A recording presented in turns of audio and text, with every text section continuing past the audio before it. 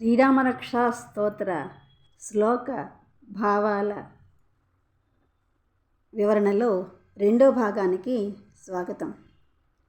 రామరక్షాం పఠేత్ ప్రాజ్ఞః పాపఘ్నీం సర్వకామదాం శిరో మే రాఘవః పాతు ఫాలం దశరథాత్మజః కౌసల్యేయో దృశో పాతు విశ్వామిత్రప్రియః శృతి ఘ్రాణం పాతు మఖత్రాత ముఖం సౌమిత్రీ వత్సలః జిహ్వాం విద్యానిధిః పాతు కంఠం భరతవందితః స్కంధౌ దివ్యాయుధః పాతు భుజౌ భగ్నేశకాముకః.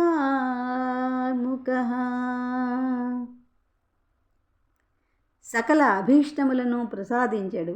ఈ శ్రీరామరక్షా స్తోత్రంలో ఈ విధంగా అతన్ని ప్రార్థిస్తూ ఉన్నాం.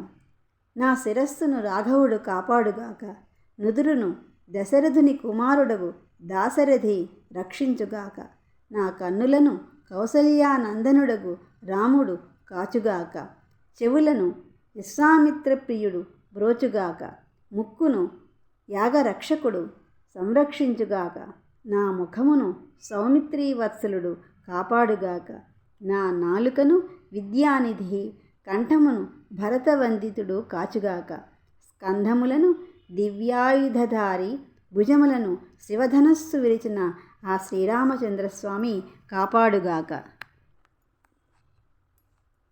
కరో సీతాపతిః పాతు హృదయం జామదగ్న్యజిత్ మధ్యం పాతు కరధ్వంసీ నాభిం జాంబవదాశ్రయః సుగ్రీవేశః కటిః పాతు సఘ్నినీ హనుమత్ప్రభుః ఊరూ రఘూత్తమః పాతు రక్షః కులవినాశకృత్ జనునీ సేతుకృత్ పాతు జంఘే దశముఖాంతకః జానునీ సేతుకృత్ పాతు జంఘే దశముఖాంతకః పాదౌ విభీషణశ్రీదః పాతు రామో అఖిలం వపుః.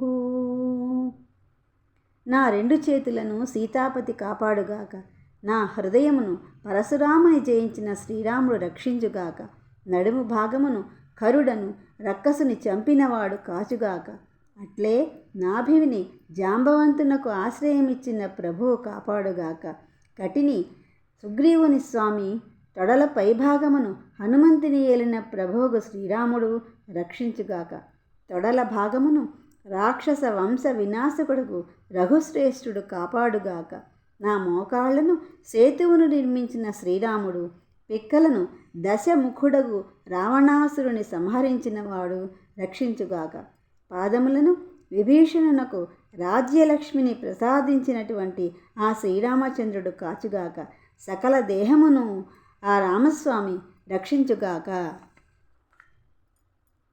ఏతాం రామబలోపేతాం రక్షాయ సుకృతీ పఠేత్ ఏతాం రామబలోపేతాం రక్షాయ సుకృతీ పఠేత్ సచిరాయుః సుఖీ పుత్రీ విజయీ వినయీ భవేత్ పాతల భూతల వ్యోమచారిణశ్చద్మచారిణః న ద్రష్టుమపి శక్తాస్తే రక్షితం రామనామభిః రామేతి రామభద్రేతి రామచంద్రేతి వా స్మరన్ నరో న లిప్యతే పాపైర్భుక్తిం ముక్తిం చ విందతి.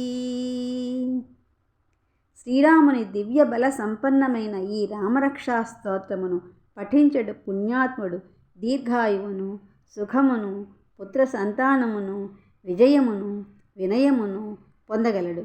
పాతాళమునందు భూమి యందు ఆకాశమునందు సంచరించుడు జీవులు గాని అదృశ్య రూపమును విహరించుడు శక్తులు గాని రామనామముచే రక్షింపబడినట్టి వానిని కన్నెత్తి కూడా చూడజాలవు. రామ అని కానీ, రామభద్ర అని కానీ, రామచంద్ర అని కానీ నిరంతరము స్మరించునట్టి మనుష్యునకు ఎట్టి పాపము అంటదు. అంతేకాక అతడు భుక్తిని ముక్తిని పొందగలడు. రామరక్షా స్తోత్రంలో 2వ భాగం సంపూర్ణం.